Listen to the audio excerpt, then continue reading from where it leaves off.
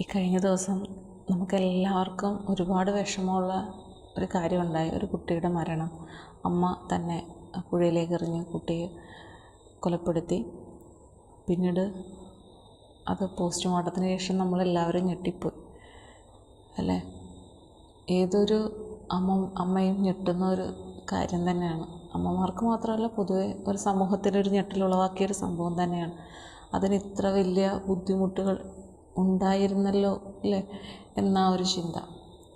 അതിനുശേഷം ഞാൻ പത്രം കണ്ടപ്പോൾ ആ കുട്ടിയുടെ അച്ഛൻ കരഞ്ഞുകൊണ്ട് പറയുന്ന കുറേ കാര്യങ്ങൾ എനിക്ക് അതൊക്കെ കേട്ട് കഴിഞ്ഞപ്പോൾ അയാളോട് ഒരു പുച്ഛം മാത്രമാണ് തോന്നിയത്. അയാൾക്ക് അങ്ങനെ കരയാനോ വേദനിക്കാനോ ഉള്ള ഒരു അവകാശവും ഇല്ല. ഇതെൻ്റെ മാത്രം അഭിപ്രായമാണ് ഇനിയിപ്പം ഞാൻ പറയുന്നത്. കാരണം ഒരമ്മ തൻ്റെ കുഞ്ഞിനെ അങ്ങനെ ചെയ്തെങ്കിൽ വെറുതെ ചെയ്യില്ല, അതിന് പ്രത്യേക കാര്യങ്ങൾക്കുണ്ട്. അപ്പോൾ അവർക്ക് മാനസികമായിട്ട് പ്രശ്നങ്ങളൊന്നും ഇല്ല എന്നാണ് പറയുന്നത്. പിന്നെ എന്തുകൊണ്ട് അവരത് ചെയ്തു? എന്തുകൊണ്ട് സ്വന്തം വീട്ടിൽ ഇങ്ങനൊരു പ്രശ്നമുണ്ടായിട്ട് അതെന്തുകൊണ്ട് ആ അച്ഛൻ അറിഞ്ഞില്ല അല്ലേ? ഒരു സ്ത്രീക്ക് കുറേയധികം പരിമിതികളുണ്ട് പല കാര്യങ്ങളിലും. അപ്പോൾ സ്ത്രീ പറഞ്ഞാൽ അത് മനസ്സിലാക്കാവുന്ന ഒരു മനസ്സും ബുദ്ധിയുമുള്ള ഒരു പുരുഷനാണ് തൻ്റെ ഭർത്താവെങ്കിൽ കുഴപ്പമില്ല. കഴിഞ്ഞ ദിവസം ഞാനൊരു ക്ലാസ്സിനെ കുറിച്ച് പറഞ്ഞായിരുന്നല്ലോ.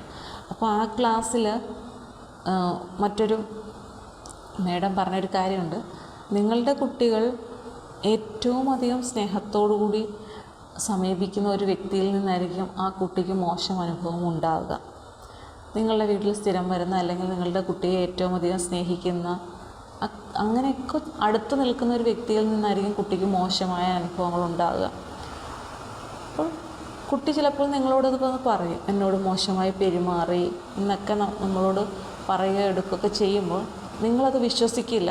കാരണം അത് സ്നേഹം കൊണ്ടായിരിക്കും, അല്ലെങ്കിൽ സ്നേഹത്തോടെ അല്ലാതെ അങ്ങനെയൊന്നുമില്ല, അയാൾ അങ്ങനെയുള്ള ആളല്ല എന്നൊക്കെ നിങ്ങൾ കുട്ടിയെ വീണ്ടും പറഞ്ഞ് മനസ്സിലാക്കാൻ വേണ്ടി ശ്രമിക്കും. പക്ഷേ കുട്ടിക്ക് യഥാർത്ഥത്തിലുണ്ടായ അനുഭവം അവൾക്ക് മാത്രമല്ല, അവന് മാത്രമല്ലേ അറിയുള്ളൂ. അനുഭവം മോശമായതുകൊണ്ട് അവൾ അറിയിക്കുമ്പോൾ, അല്ലെങ്കിൽ അവൻ അറിയിക്കുമ്പോൾ അതിനെ നമ്മൾ ഒരിക്കലും നിസ്സാരവൽക്കരിച്ചുകൊണ്ട് കുട്ടിയോട് സംസാരിക്കില്ല. അതിനെ നമ്മൾ അന്വേഷിക്കുക തന്നെ വേണം. ചിലപ്പോൾ അതൊരു തുടക്കമായിരിക്കും. ആ ഒരു തുടക്കം നമ്മൾ അപ്പോഴേ മനസ്സിലാക്കി അതിനൊരു ഒടുക്കം കണ്ടെത്തിയാൽ പിന്നീട് വലിയ ഒരു പ്രശ്നവും ഉണ്ടാവില്ല കുട്ടിയുടെ ജീവിതത്തിൽ. അപ്പം നമ്മളോട് പറഞ്ഞപ്പോൾ അത് കേട്ടു, നമ്മളതിനൊരു പരിഹാരം കണ്ടു എന്ന് കുട്ടിക്ക് ബോധ്യപ്പെട്ടാൽ വീണ്ടും അവളുടെ ജീവിതത്തിൽ എന്ത് പ്രശ്നമുണ്ടായാലും ഇതുപോലെ അവൾ വന്ന് നമ്മളോട് പറയും. പക്ഷെ നമ്മളതിനെ കേൾക്കാത്ത ഭാവത്തിൽ, അല്ലെങ്കിൽ മനസ്സിലാകാതെ സപ്പോർട്ട് ചെയ്ത് ആണ് സംസാരിക്കുന്നതെങ്കിൽ കുട്ടി പിന്നീട് എന്തെങ്കിലും ഉണ്ടായാലും നമ്മളോട് പറയുകയില്ല. അവൾ ഒരുപാട് മാനസികമായി തകർന്നു പോകാൻ തന്നെ ഇത്തരത്തിലുള്ള കാരണങ്ങൾ ഉണ്ടാവാം. അപ്പോൾ നമ്മളതൊന്നും വളരെയധികം ശ്രദ്ധയോടുകൂടി കൈകാര്യം ചെയ്യേണ്ട ഒരു കാര്യമാണ്. ഇവിടെ കുട്ടിയുടെ അമ്മയുടെ കാര്യം പറയുന്നത്, അവർക്ക് അതിനുള്ള പ്രാപ്തിയില്ല. കുട്ടിയെ നോക്കാനും വേണ്ട വിധത്തിൽ മുന്നോട്ട് കൊണ്ടുപോകാനുള്ള പ്രാപ്തി ആ അമ്മയ്ക്കില്ല എന്നവർ പറഞ്ഞു എന്ന് പറയും. എന്തുകൊണ്ട് അങ്ങനെ ഒരു പ്രാപ്തിയില്ലാത്ത സ്ത്രീയായപ്പോൾ മക്കളുടെ കാര്യത്തിൽ ശ്രദ്ധ കൊടുത്തില്ല? ഒരുപാട് പ്രശ്നങ്ങൾ. ഇപ്പോൾ ആ സ്ത്രീയെ മാത്രം ഒരിക്കലും ഞാൻ കുറ്റം പറയത്തില്ല, അവരുടെ ഭാഗത്ത് മാത്രമല്ല തെറ്റ്. എന്ത് വന്നാലും, എന്തൊക്കെ പ്രശ്നങ്ങൾ വന്നാലും നേരെ അമ്മയുടെ നേരെ മാത്രം വിരൽ ചൂണ്ടരുത്. അമ്മയ്ക്ക് മാത്രമല്ല ഉത്തരവാദിത്വം, അച്ഛനും ഉണ്ട് ഉത്തരവാദിത്വം അല്ലേ. ഇന്നത്തെ കാലത്തെ അച്ഛനും അമ്മയും ഒരുപോലെ തൻ്റെ മകളാണ് അല്ലെങ്കിൽ തൻ്റെ മകനാണ് എന്ന ചിന്തയോടുകൂടി മാത്രം കുട്ടിയെ സമീപിക്കുക. അവരുടെ സുരക്ഷിതത്വം നമ്മളുടെ കൂടെ ഉത്തരവാദിത്തമാണ്, നമ്മളുടെ മാത്രം ഉത്തരവാദിത്തമാണ് എന്നൊക്കെ ചിന്തിച്ചുകൊണ്ട് പ്രവർത്തിക്കുക. ഇപ്പം എന്താണ്, ഒരു പ്രശ്നമുണ്ടായി, അയാൾ ഒഴിഞ്ഞു മാറി എല്ലാ പ്രശ്നങ്ങളും ആ കുട്ടിയുടെ അമ്മയുടെ തലയിൽ വന്നു അല്ലേ. എല്ലാവരും ആ കുട്ടിയുടെ അമ്മയെ പറയുന്നു. പക്ഷേ അങ്ങനെയല്ല. ആ പുരുഷൻ അവിടെ വലിയ തെറ്റുകൾ ചെയ്തിട്ടുണ്ട്. അതുകൊണ്ടാണ് ആ സ്ത്രീക്ക് അങ്ങനെ ഒരു അവസ്ഥ ഉണ്ടായത് ഇല്ല. നേരാവണ്ണം ഭാര്യയോട് കാര്യങ്ങൾ തിരക്കി, ഭാര്യയ്ക്ക് വേണ്ട സപ്പോർട്ട് കൊടുത്ത് കുഞ്ഞുങ്ങളെ വളർത്തിക്കൊണ്ട് വരികയാണെങ്കിൽ ആ വീട്ടിൽ അത്തരത്തിലുള്ളൊരു സംഭവങ്ങൾ ഉണ്ടാകാനുള്ള ചാൻസ് ഇല്ല. പുരുഷന്മാരുടെ തോന്നലുകളെക്കുറിച്ച് പുരുഷന്മാർക്ക് നന്നായിട്ട് അറിയാം. ഇപ്പം സ്വന്തം സഹോദരനാണെങ്കിൽ അവനെക്കുറിച്ച് മറ്റെവിടെങ്കിലും ആരെങ്കിലും എന്തെങ്കിലും പറഞ്ഞിട്ടൊക്കെ ഇയാൾക്കും എന്തെങ്കിലും അറിവ് ഉണ്ടാവാതിരിക്കില്ലല്ലോ. അപ്പം എന്തുകൊണ്ട് അതൊന്നും ശ്രദ്ധിക്കുന്നില്ല? അതൊക്കെ നമ്മൾ അയാൾക്ക് നേരെ ചൂണ്ടേണ്ട കുറേ ചോദ്യങ്ങളാണ്. അപ്പം അത്തരത്തിലുള്ള നിരവധി ചോദ്യങ്ങൾ എല്ലാവരുടെയും മനസ്സിലുണ്ടായി കാണും. പക്ഷേ എല്ലാ ചോദ്യങ്ങൾക്കും ഉത്തരമായിട്ട് ആ കുഞ്ഞ് ഈ ലോകത്തുനിന്ന് പോയി. ഇനി ഏത് കുഞ്ഞാണ് അടുത്തതായിട്ട് വരുന്നത് എന്നതാണ് നമ്മളിപ്പം ആലോചിക്കുന്നത്. ഇനി ഒരു കുഞ്ഞിനും ഉണ്ടാവല്ലേ ഇങ്ങനെ ഒരു അവസ്ഥ എന്നതാണ് ഏറ്റവും കൂടുതൽ അമ്മമാർ അല്ലെങ്കിൽ എല്ലാ സമൂഹത്തിൻ്റെ എല്ലാ ഭാഗത്തു നിന്നുമുള്ള പ്രാർത്ഥന. ഇനിയും ഒരു കുഞ്ഞുണ്ടാവില്ല, അങ്ങനെ ഒരിക്കലും ഉണ്ടാവരുത്.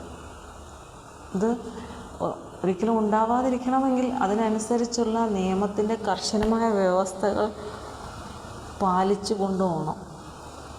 ഇങ്ങനെ ഒരു കേസുകൾ വരുമ്പോൾ അതിന് പ്രത്യേകമായ കോടതിയും കാര്യങ്ങളും എല്ലാം പ്രത്യേകമാണെങ്കിലും പലപ്പോഴും ഈ നിയമങ്ങൾ വെറും കടലാസിൽ മാത്രം ഒതുങ്ങാറുണ്ട്. അപ്പോൾ സ്ത്രീകൾക്കും കുട്ടികൾക്കും വേണ്ടി കുറേ നിയമങ്ങളുണ്ട്. പക്ഷേ ഈ നിയമങ്ങളൊന്നും യഥാർത്ഥത്തിൽ പാലിക്കപ്പെടുന്നുണ്ടോ എന്ന് ചോദിച്ചാൽ ഞാൻ പറയും ഇല്ല എന്ന്. നിയമങ്ങൾ പലപ്പോഴും പാലിക്കപ്പെടാതെ പോവുകയാണ്. നല്ല രീതിയിലുള്ള നിയമങ്ങൾ നമ്മൾ എഴുതി വെച്ചിട്ടുണ്ട്. പക്ഷേ എഴുത്തിൽ മാത്രമേ ഉള്ളൂ. അത് പ്രാവർത്തികമാക്കാൻ ഒരു ഉദ്യോഗസ്ഥരും മെനക്കെട്ട് ഇറങ്ങുന്നില്ല എന്നുള്ളതാണ് ഏറ്റവും വലിയ സത്യം. ഞാൻ പറയാം നിയമം സ്ത്രീകൾക്ക് അനുകൂലമാണെന്ന്. എത്ര സ്ത്രീകൾക്ക് അനുകൂലമായ കാര്യങ്ങൾ ഈ നിയമത്തിലൂടെ നേടാൻ കഴിയുന്നുണ്ട്? ഇല്ല. അങ്ങനെയുള്ള ഒരു കാര്യങ്ങളും നേടാൻ പറ്റുന്നില്ല. കുറേ നിയമങ്ങളുണ്ട്. പലപ്പോഴും ഈ നിയമം ഉണ്ടല്ലോ എന്ന് കരുതി പല സ്ത്രീകളും ഇതിനായി ശ്രമിക്കുന്നുണ്ട് തനിക്ക് നീതി നേടിയെടുക്കാൻ. പക്ഷേ സ്ത്രീകൾ തോറ്റുപോവുകയാണ് ചെയ്യുന്നത്. എവിടെയും സ്ത്രീകൾ തോറ്റുപോകുന്നതാണ് നമുക്ക് മനസ്സിലാക്കാൻ പറ്റുന്നത്. ഒന്നാമത്തെ കാര്യമെന്ന് പറയുന്നത് സ്ത്രീകൾക്ക് പലപ്പോഴും വേണ്ടത്ര വിദ്യാഭ്യാസം ഉണ്ടാവണമെന്നില്ല. പിന്നെ എന്ത് കാര്യത്തിന് ഇറങ്ങിത്തിരിക്കണമെങ്കിൽ പണം എന്നത് അവരുടെ കയ്യിലുണ്ടാവണം, ഇല്ലേ? ഒന്ന് പുറത്തേക്ക് ഇറങ്ങാൻ അല്ലെങ്കിൽ ഒരു 10 രൂപ മുടക്കി ഒരു ബസ്സിന് പോകാൻ അവരുടെ ആ ഒരു വരുമാനം ഉണ്ടാവണം, കയ്യിൽ പണം ഉണ്ടാവണം, ഇല്ലേ? ഒരു കേസ് കാര്യങ്ങളെന്ന് പറയുമ്പോൾ എത്ര പ്രാവശ്യം വീട്ടിൽ നിന്ന് യാത്ര ചെയ്യേണ്ടി വരും, അങ്ങോട്ടും ഇങ്ങോട്ടും പോകണം, ഇടയ്ക്ക് ഒരു ഗ്ലാസ് വെള്ളം കുടിക്കാൻ, അല്ലെങ്കിൽ ചിലപ്പം ഭക്ഷണം കഴിക്കാതെ വെള്ളം കുടിക്കാതെയൊക്കെ ഇരിക്കും. അപ്പോൾ അങ്ങനെയുള്ള കാര്യങ്ങൾ ഇതെല്ലാം ആ സ്ത്രീ തന്നെ വേണം നോക്കി നടത്താൻ. അപ്പോൾ അങ്ങനെയൊക്കെ ഒരുപാട് പ്രശ്നങ്ങളുണ്ട്. ഇതിനെക്കുറിച്ച് പറയാനാണെങ്കിൽ വലിയൊരു വീഡിയോ തന്നെ ഞാൻ ചെയ്യേണ്ടി വരും. അത് ഞാനൊരു ദിവസം ചെയ്യുന്നുമുണ്ട്.